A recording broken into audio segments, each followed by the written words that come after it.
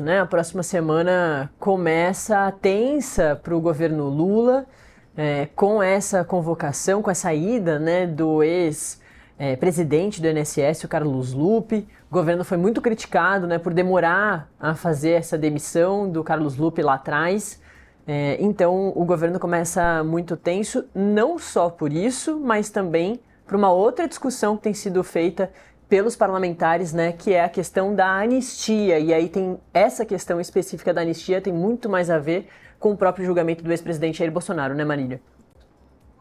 É isso, Nath. Nesses últimos dias a gente viu a anistia ganhando fôlego aqui dentro do Congresso Nacional. A gente vê a oposição e também a base do governo Lula se movimentando para que esse projeto não avance, no caso do governo Lula, e no caso da oposição, eles querem uma anistia ampla e restrita e geral. Eles não aceitam outro texto, foi o que destacou o líder do PL, partido do ex-presidente Jair Bolsonaro, Sóstenes Cavalcante. Ontem, ele esteve reunido com o presidente da Câmara dos Deputados, Hugo Motta, na residência oficial, que aconteceu ontem à noite esse encontro. Ele disse que Hugo Motta se comprometeu a colocar esse texto em pauta para ser discutido aí nos próximos dias pela Câmara dos Deputados, mas não quis fixar, não quis definir um dia para que essa discussão venha acontecer. A gente relembra, Nath, que esse texto originalmente ele foi apresentado em 2022 pelo então deputado, o Major Vitor Hugo. Ele apresentou esse texto, ele sofreu algumas alterações ao longo do tempo. Aí, em 2023 tivemos mudanças por conta do 8 de janeiro de 2023, aqueles ataques aos três poderes. Tivemos aí os prédios aqui do Congresso Nacional, Palácio do Planalto e Supremo Tribunal Federal destruídos aí por apoiadores do ex-presidente Jair Bolsonaro, que não aceitaram os resultados das eleições em 2022. Por isso, essa ligação com o julgamento do ex-presidente, também de mais 7 réus pela suposta tentativa de golpe de Estado em 2022. Nessa semana, tivemos a presença do governador de São Paulo, Tarcísio de Freitas, e ele acabou encabeçando a articulação para que partidos possam aderir e fazer pressão para que Hugo Motta possa colocar esse projeto em pauta. Ontem, Hugo Motta disse que não havia nada definido e que iria discutir com todos os membros da Câmara dos Deputados.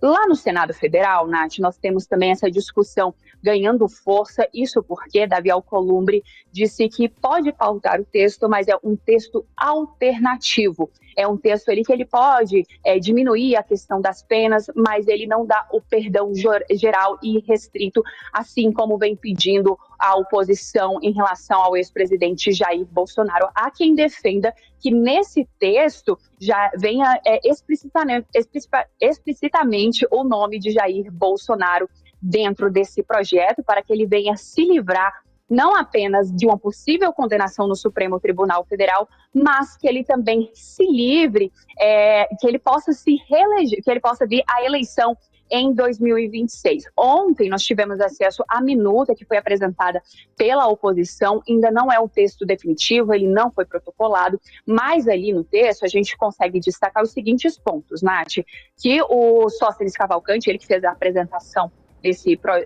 dessa minuta, ele coloca ali que a anistia ela vai começar a valer a partir de 2019. 2019, que foi quando foi aberto ali o inquérito das fake news. E ele poderia também valer, essa anistia poderia valer futuramente. Como vou citar aqui um exemplo, Nath, vamos supor que de fato esse projeto seja aprovado, ele seja sancionado e entre em prática. Se tiver o nome do ex-presidente Jair Bolsonaro ali, ele se livra de uma possível condenação do Supremo Tribunal Federal e ele pode tentar aí uma eleição, ele pode tentar se reeleger como presidente da República nas próximas eleições em 2026. E se futuramente ele cometer algum crime voltado aí a questões eleitorais ou então qualquer outro tipo de crime, ele está anistiado. Então, ele acaba aí colocando o nome de Jair Bolsonaro. Esse texto leva o nome e o sobrenome de Jair Bolsonaro. É isso que a oposição deseja.